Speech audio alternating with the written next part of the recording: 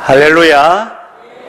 복된 주의 날 예배의 자리에 나오신 사랑하는 성도 여러분, 주님의 이름으로 환영하고 축복합니다. 이 예배의 자리에 우리 하나님 성령으로 함께하여 주시고, 오늘도 우리 예배를 받으시고 예비하신 하늘의 신령한 은혜로 충만하게 채워주심을 믿으시기를 바랍니다. 우리 앞뒤 좌우로 성도의 문안 인사 나누시겠습니다. 한 주간 평안하셨습니까? 하나님이 함께 하십니다. 네, 감사합니다. 네, 오늘은 절망의 상황에서 다시 살아나는 역사라는 제목으로 오늘의 말씀을 통해서 또 말씀을 살펴보고 함께 은혜를 받고자 합니다. 인생 살아감이 있어서 사실은 쉽지가 않죠. 우리 아기로부터 시작해서 어르신에 이르기까지 인생살이가 쉽다 이렇게 말하는 그런 사람은 아마 극히 드물 거라 생각을 합니다. 아마 그렇게 말하는 사람이 있다면 아직까지 인생을 잘 몰라서 철들지 않았기 때문에 그런 말 한다 이렇게까지 말을 할 수가 있겠습니다. 유치원 아이들도 아침 일찍이 일어나야 되고 또 활동하는 거 그게 쉽지 않죠. 아이고 힘들어 이래 말하는 거 우리 부모님들 볼 수 있을 것입니다. 아이들도 뭐 이제 인간관계 뭐 좀 힘들겠나 하지만 아이들의 세계에서도 이 관계 때문에 힘들어하는, 그래서 선생님 싫어 또 내 옆에 짝기도 싫어하는 아이들, 그 뭐 서너 살 됐는데도 그런 애를 우리가 볼 수 있을 것입니다.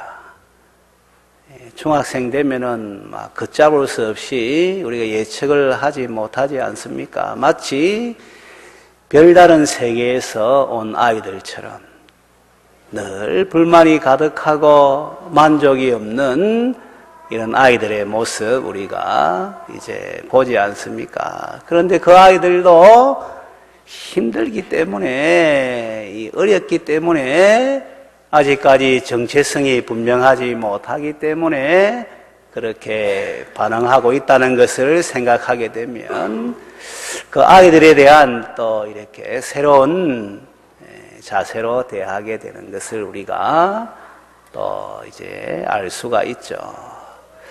청년들은 요즘에 해일조선이라고 그래 하지 않습니까? 심지어는 이생망이라 해서 이번 생에는 망했다까지 말하는 거 우리가 볼 수가 있습니다. 청년들이 뭐 실력이 없다 이래 하면은 뭐 있을 수가 있지만은 우리 청년들이 우리 참 어른들보다 뛰어난 점들이 많아요.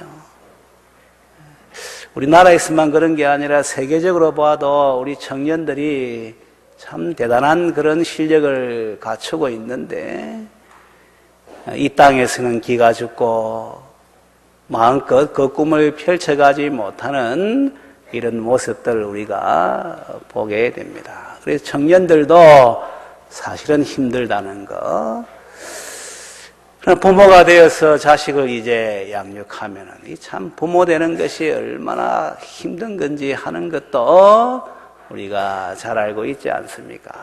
그래서 말 안 듣는 자식들을 향해서 니도 나중에 자식 낳아보아서 한번 길러보아라 이런 말까지 하게 되고, 심지어는 또 부모가 자식 되었을 때에 내가 부모님에게 참 잘하지 못해서 이런 일을 또 이렇게 경험하는구나 하는 것도 또 이렇게 깨닫게 되고, 그것뿐 아니라 참 잘해도 자식 모습 보면서 내가 죄인이라 하는 것 우리가 부모된 입장에서 우리가 잘 알고 있지 않습니까? 뭐 자식을 양육하는 것뿐만 아니라 책임감을 가지고 삶의 현장에서 살아가는 것, 이게 참 쉽지 않아요. 힘들어요.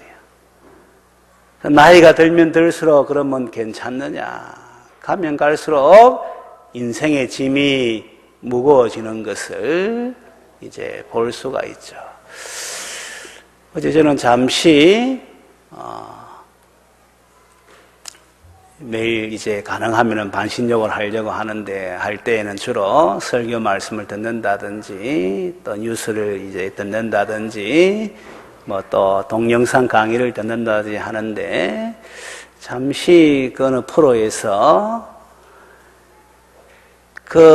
이 부모님 이제 늘 걱정하는 것에 대해서 자식이 불평하는, 이 불평이지만은 좀 안쓰러운 가운데 말하는 그런 내용을 들었는데 그 부모가 이제 2개월의 시한부 인생이 된 거예요.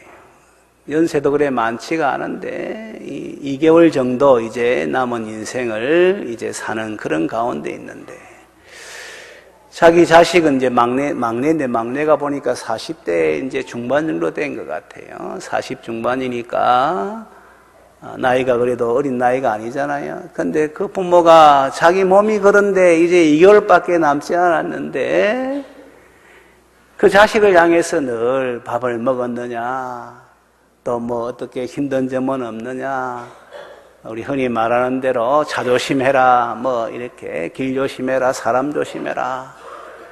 한편으로는 부모님 그래 말하니까 이제 마음에 고맙지만은 한편으로는 그 자식이 아니 이제 엄마 2개월밖에 안 남았는데 내일 걱정하지 말고 엄마 걱정해야지 하면서 이제 투정하고 안타까운 이런 마음을 가지고 그런데 이제 그 어머니가 돌아가셨으니까 그러니까 그 후회하는 그런 마음을 가지고 그래도 어머니 그래 말할 때 잘 들어야 되는데 그때 엄마 걱정이나 하지 뭐 이렇게 말한 것이 부담이 돼 가지고 눈물을 글썽이며 말하는 거 제가 이제 들으면서 야 연세가 70이 되고 이제 죽음을 앞에 두는 이런 상황 가운데에서도 자식 걱정 뭐 참 이 인생살이가 그렇다 하는 것을 또 다시 한 번 더 생각하게 됩니다. 그러니까 이 땅을 살아가는 모든 인생들은 이 아기로부터 시작해서 이제 이 세상 끝날 때까지 어떻게 보면 힘든 그런 삶을 살고 있는 거예요. 우리가 새벽 시간에는 에베소서를 살펴보고 있는데 그래서 그런 인생이기에 이 권면하는 말씀이 서로에게 친절하게 하라. 친절하게. 참 살아가는 거 다 힘든데 그러다가 좀 부담을 주고 더 힘들게 하지 말라 하는 이런 말씀이죠. 친절하게 하고 또 불쌍히 여기고 뭐 인간적인 그런 관점에서 비교할 때에는 뭐 낫고 못하고 이런 말이 있지만은 삶의 정황 속에서 딱 보면은 다 불쌍한 인생들이 불쌍한 존재들이에요. 그러니까 불쌍히 여기고 또 실수하고 하잖아요. 그러니까 하나님이 그리스도 예수 안에서 용서해 준 것처럼 용서하라. 이 말씀이 에베소서 4장에 이제 32절에 나와요. 그 말씀을 우리가 좀 젊을 때 읽는다든지 좀 잘 나갈 때 읽으면은 별로 와닿지가 않고 은혜가 안 돼요. 그런데 인생을 좀 알고 철들고 그런 가운데 읽으면은 야 하나님이 우리 인생을 얼마나 그래 잘 아시는지 정말 우리 형편 처지를 잘 아시는 가운데 그렇게 말씀으로 인도하시는구나 하는 것을 깊이 깨닫게 돼요. 인생살이가 사실은 쉽지 않습니다. 우리 옆에 분들에게 한번 바라보세요. 살기 괜찮습니까? 한번 이야기해 보세요. 쉽지가 않아요. 그런데 뭐 그 정도가 아니라 때로는 이제 이 절망적인 상황에 처하는 이런 경우도 사실은 왕왕 있습니다. 그냥 막 힘들다, 어렵다 이 정도가 아니라 막다른 골목에 처해가지고 이제는 죽었다, 어찌할 수 없다 하는 이런 삶의 모습도 있을 수가 있고 많아요. 우리 성경을 볼 때에도 그런 예들이 많은데 하나의 예를 들면은 뒤에서는 애국 군대가 추격해오고 앞에서는 홍해가 넘실거리는 바다가 딱 가로막고 있는 이런 상황 속에서 어찌할 수 없는 이런 모습에 이제 경우를 만날 때가 있는 것이죠. 또 질병의 이 상황 가운데에서 이제 더 이상 치료할 수가 없습니다. 이제 한 몇 개월밖에 남지 않았습니다. 이런 말을 듣는 경우 이게 어떻게 보면은 이게 절망의 상 아니겠습니까? 관계 속에서도 믿었던 사람들로부터 사실은 배신을 당했을 때 저 사람은 그러지 않을 거야 했는데 나중에 보니까 자기를 더 실망시키는 그런 상황 되었을 때 사실은 살고 싶은 마음이 없을 거예요. 아니 일조차도 할 의욕도 없을 거예요. 우리가 베드로 알잖아요. 베드로 주님을 3번이나 부인했다는 거예요. 그것도 그 사람을 알지 못한다. 또 이제 맹세까지 하면서 알지 못한다. 심지어는 저주까지 하면서 알지 못한다.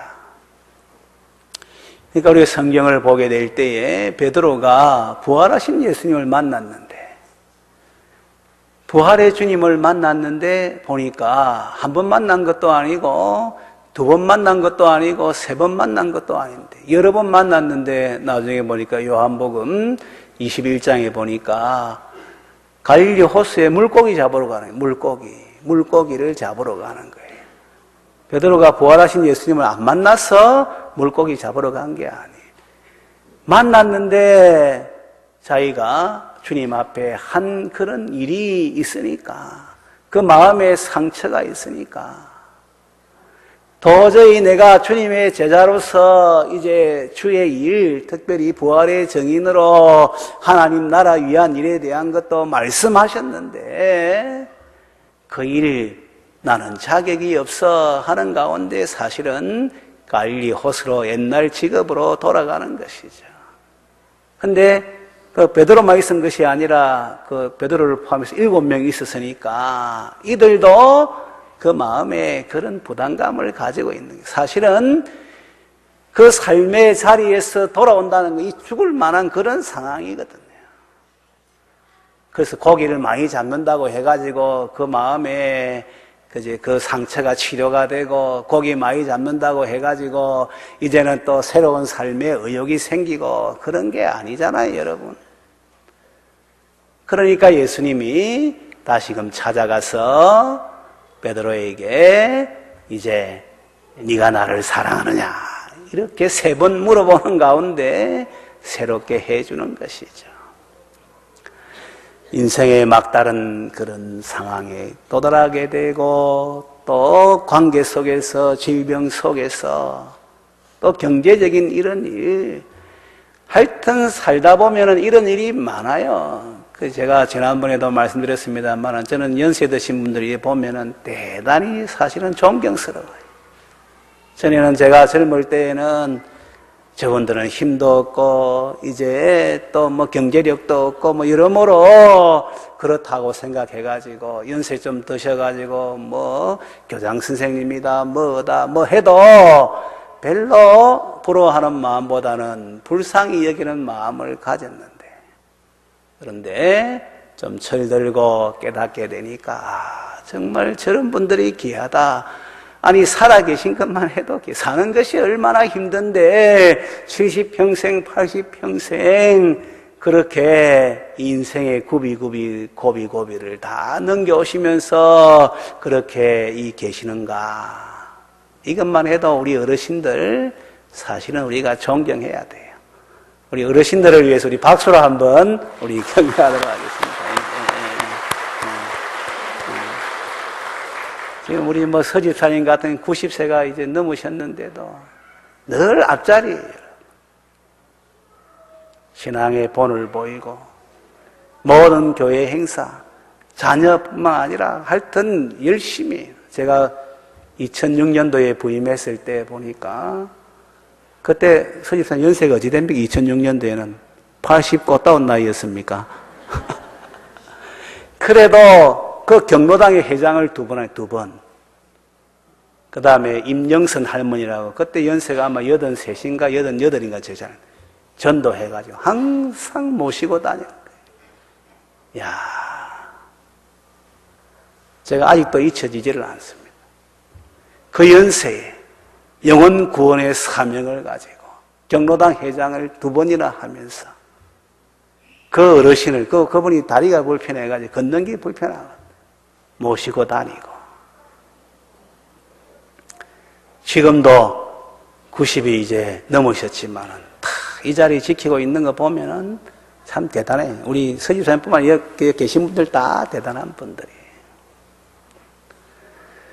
사는 것 자체가 힘든데 그 삶의 자리에 이 절망적인 상황에 도달하게 되면 어떻게 살 수 있을까 하는 이런 마음을 가질 수밖에 없는 것이 바로 인생이죠.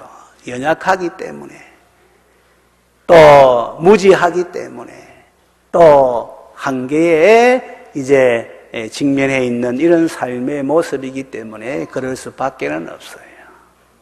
그런데 그런 절망의 상황 속에서도 살아날 수 있는 길이 있다는 것을 오늘 말씀은 잘 보여주고 있는 것이죠. 사람은 그 상황 속에서 다시 살아날 수가 없는 거예요. 사람이 대단하고 위대하고 많은 일을 한다 할지라도 결정적인 순간 절망의 상황이 되면은 그 가운데에서 어찌할 수가 없는 거예요.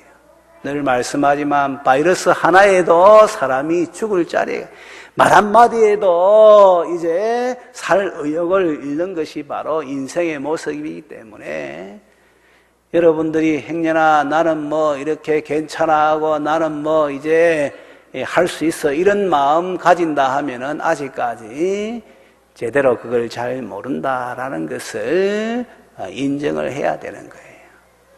사람은 정말 연약해요. 또 절망적인 상황 속에서는 어찌할 수가 없는 거예요. 그런데 성경을 보게 되면 그런 상황 가운데에서도 우리 하나님께서 건져주심을, 하나님이 건져주시는 분이심을 분명하게 우리에게 보여주시는 것이죠. 오늘 말씀 읽어보게 되면 시대적 배경은 이제 남쪽 유다가 멸망을 하고 이제 포로로 잡혀가 있는 이런 상황이에요. 그 바벨론의 그 시대의 가장 강대국인 바벨론의 이제 나라를 빼앗기고 포로로 잡혀가 있는 이런 상황. 그래서 도저히 그 상황 속에서는 어떻게 다시금 자유를 얻을 수 있는, 고국으로 돌아갈 수 있는 그런 이제 상황은 아닌 것이죠. 다시 말하면 절망적인 상황이에요. 오늘 말씀의 이 골짜기 가운데 있는 마른 뼈, 수많은 뼈, 그리고 아주 말랐더라 이제 마른 뼈, 이 상황이 바로 이스라엘 백성들의 상황인데 여기에 대한 해석은 11절부터 14절까지 나와 있는데 그건 제가 읽지는 않았는데 이 시간에 우리 한번 같이 읽고 또 계속해서 말씀을 살펴보도록 하겠습니다. 에스겔 37장 11절부터 14절 말씀 우리 같이 읽겠습니다. 시작. 또 내게 이르시되 인자야 이 뼈들은 이스라엘 온 족속이라.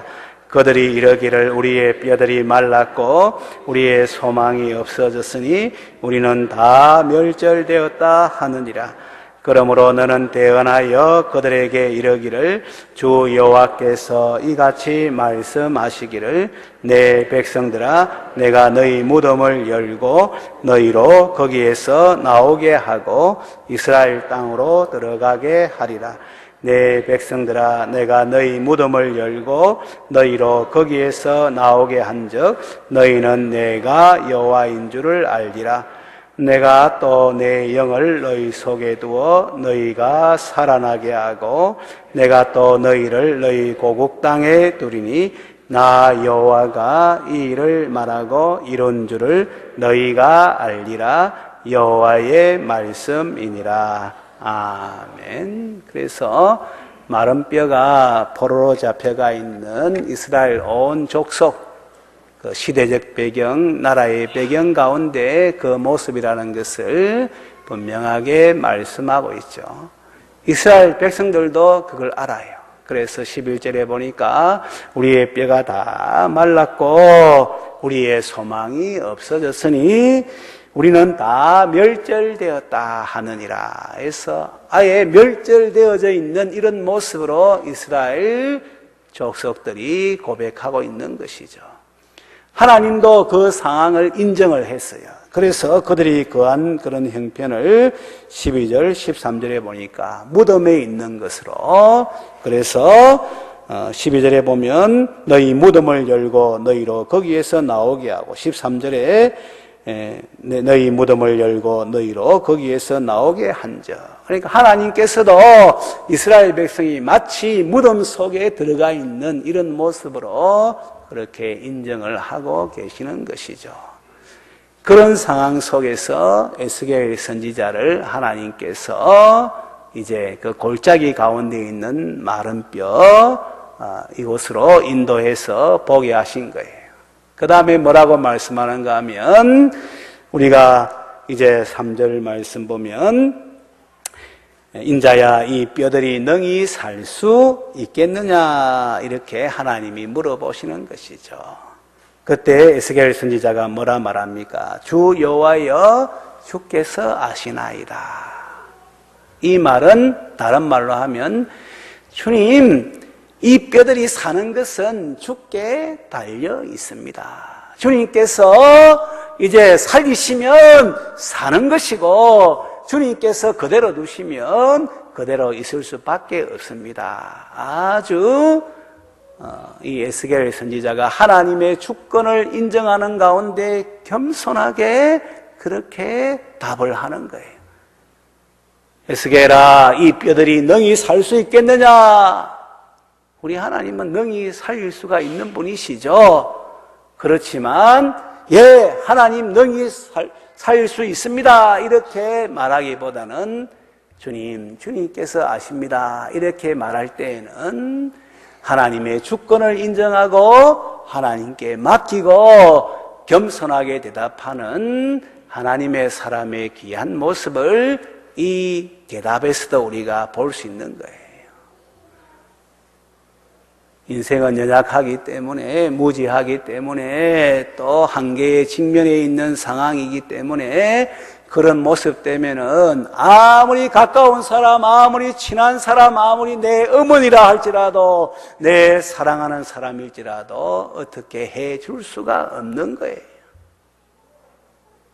그러나 우리 하나님은 그런 상황 가운데에서도 능히 건져 주실 수 있는 분이시죠. 왜? 하나님은 전능하신 분, 하나님은 무에서 유를 창조하신 분, 하나님은 또 이렇게 주권자가 되시는 분, 알파와 오메가로서 시작과 끝 모든 것을 알고 계시고 그 뜻대로 행하시는 분이시기 때문에 하나님에게는 능치 못하신 것이 없는 거예요. 한번 따라하도록 하겠습니다. 하나님은 다시 살아나게 하십니다.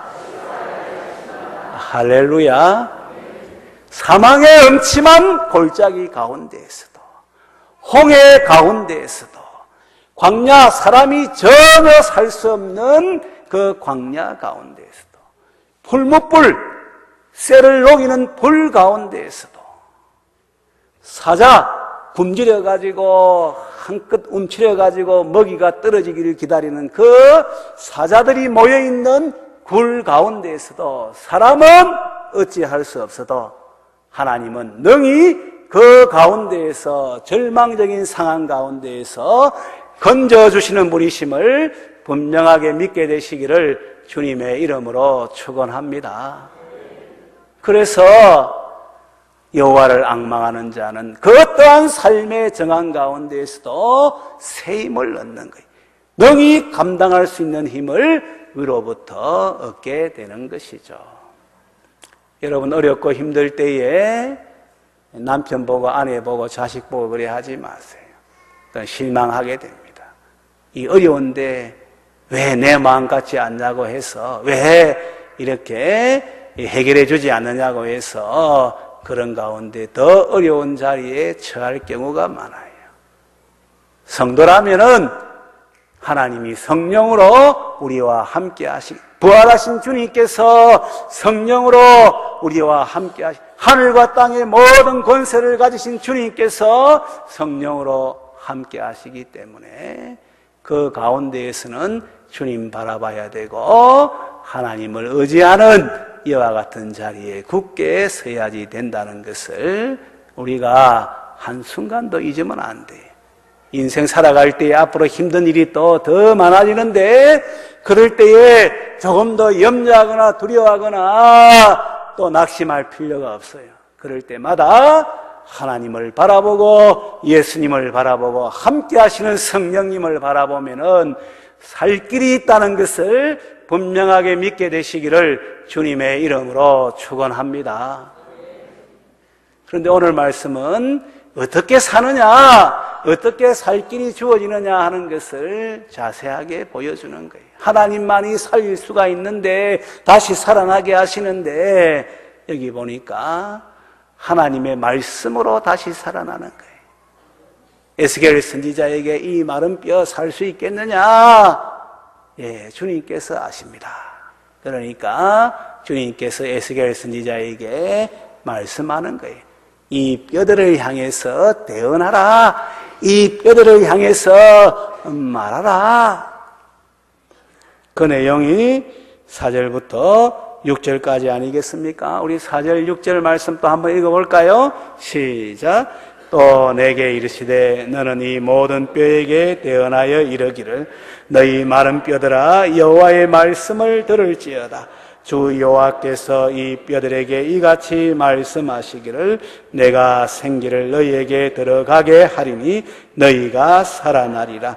너희 위에 힘줄을 두고 살을 입히고 가죽으로 덮고 너희 속에 생기를 넣으리니 너희가 살아나리라. 또 내가 여호와인 줄 너희가 알리라 하셨다 하라. 아멘. 대언하라는 이 마른 뼈들을 향해서 하나님의 말씀을 들려주라는 거예요. 하나님께서 이 뼈들에게 이제 힘줄을 두고 살을 입히고 가죽을 입힐 것이다. 또 생기를 넣어줄 것이다 라는 것을 말씀하라는 거예요. 그래서 에스겔 선지자가 하나님이 말씀한 대로 그대로 뼈들을 향해서, 이 죽은 뼈고 마른 뼈인데 도저히 소망이 없는 뼈인데 이 뼈들을 향해서 하나님의 말씀을 대언하니까 7절 8절 말씀 보세요. 이에 내가 명령을 따라 대언하니 대언할 때에 소리가 나고 움직이며 이 뼈 저 뼈가 들어맞아 뼈들이 서로 연결되더라. 내가 또 보니 그 뼈에 힘줄이 생기고 살이 오르며 그 위에 가죽이 덮이나 그 속에 생기는 없더라. 하나님의 말씀대로 그 마른 뼈들이 착착 움직이고 소리를 내면서 그렇게 이제 사람의 모습으로 세워지는 것이 에스겔 눈에 생생하게 보이는 거예요. 여러분, 오늘도 마찬가지입니다. 마른 뼈 같은 상황, 절망적인 상황 가운데에서 하나님만이 다시 살리시는데 그 살리는 방법은 다른 것이 아니라 이거 한번 따라하도록 하겠습니다. 하나님의 말씀으로 살려주십니다. 할렐루야. 하나님 말씀이 들려오면 사는 거예요, 여러분. 어떠한 삶의 정한 가운데 있어도 하나님의 말씀이 들려오면 그 말씀은 전능자의 말씀이고 창조주의 말씀이고 주권자의 말씀이고 생명의 말씀이고 구원의 말씀이고 복되게 하고 잘되게 하는 말씀이니까 하나님의 말씀이 들려오면 다 살아날 수 있다는 것을 우리가 기억해야 되겠습니다. 죽은 나사로를 향해서도 나사로야 일어나라 하니까 날이 나되고 냄새가 나지만 그 나사로가 일어난 것을 우리가 보지 않습니다. 홍해 앞에서도 모세를 향해서 네 지팡이를 들고 그 다음에 백성을 향해서 나아가라 이렇게 말씀할 때 백성이 나아가는데 그 홍해가 쫙 갈라지는 것 성경에 우리가 나와 있는 거 보지 않습니까? 그런 예들이 성경에 너무나도 많아요. 하나님 말씀이 들려오면 어떤 상황 속에 살아나는 거예요.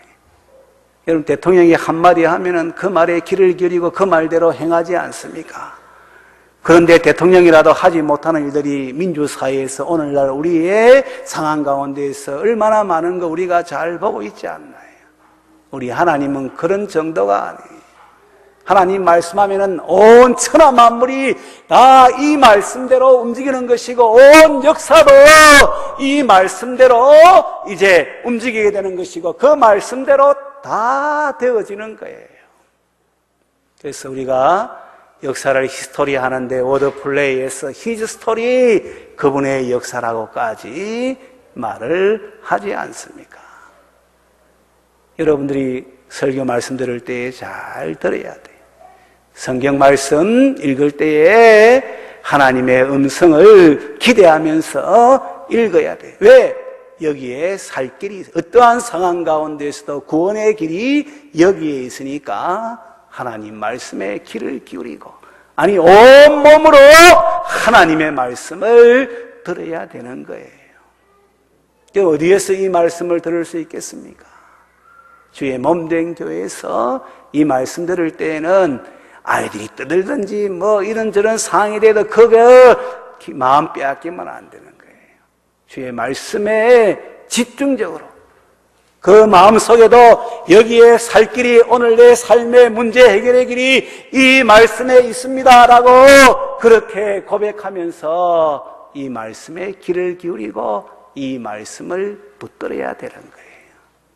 한마디라도 하나님의 말씀이 여러분들의 심령에 들려오게 되면 여러분들이 살게 될 줄을 믿게 되시기를 주님의 이름으로 축원합니다.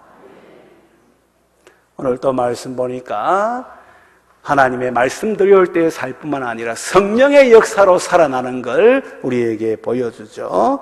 우리 9절 10절 말씀 다 같이 읽겠습니다. 시작.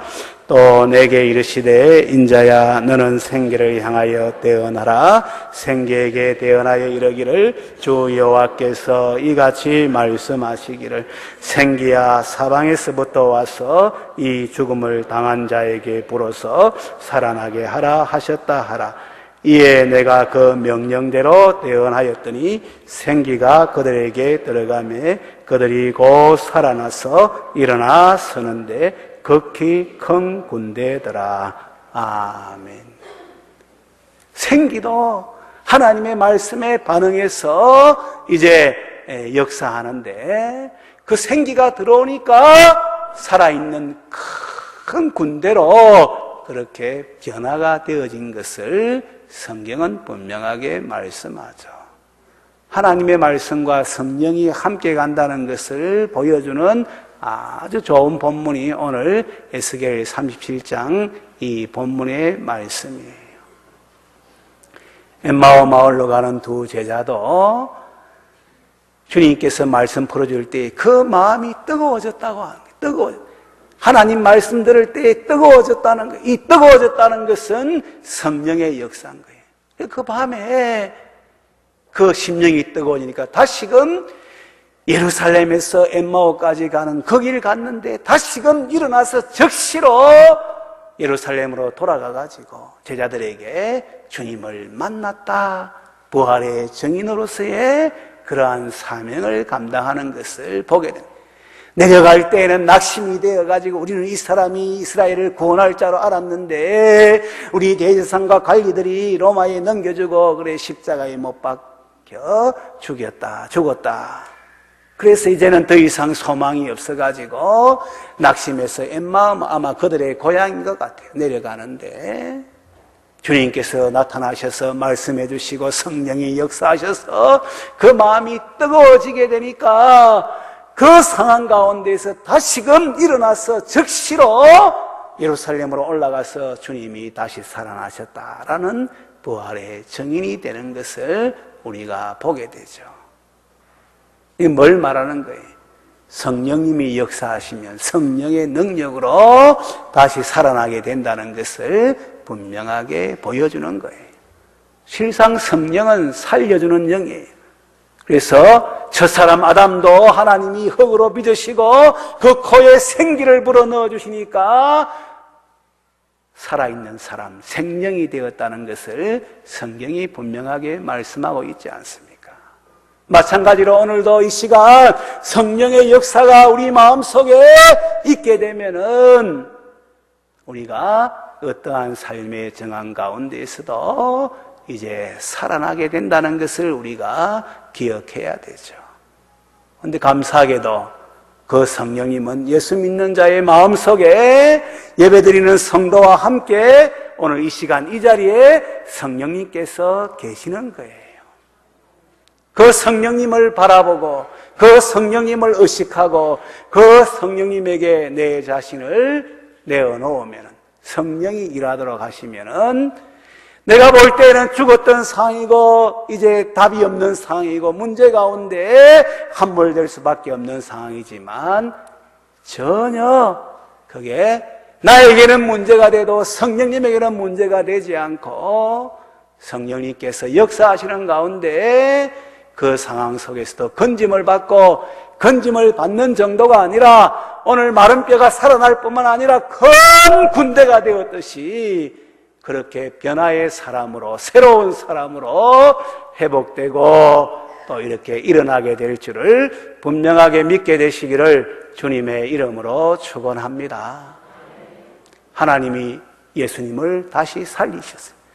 말씀대로 다시 살리셨어요. 성령의 역사로 죽은 지 3일 되신 예수님을 다시 살리셔서 우리의 구원자가 그 능력으로 하나님 보좌 우편에 앉히시고 모든 권세로 이제 만물의 머리가 되게 하신 것 성경을 통해서 분명하게 보자. 예수님이 완전히 샘플이고 실체예요. 오늘 우리의 삶도 주님께서 다시 살려주시고 말씀으로 다시 살려주시고 성령의 역사로 다시 살려준다는 것은 너무나도 분명한 거예요.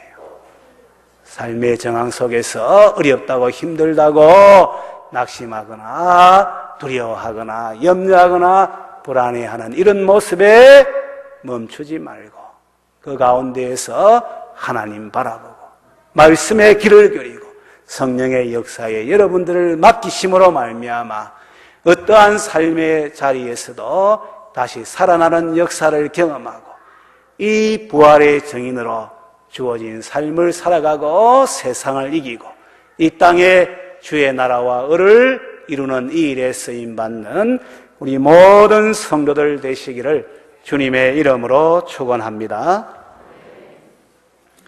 성만찬 말씀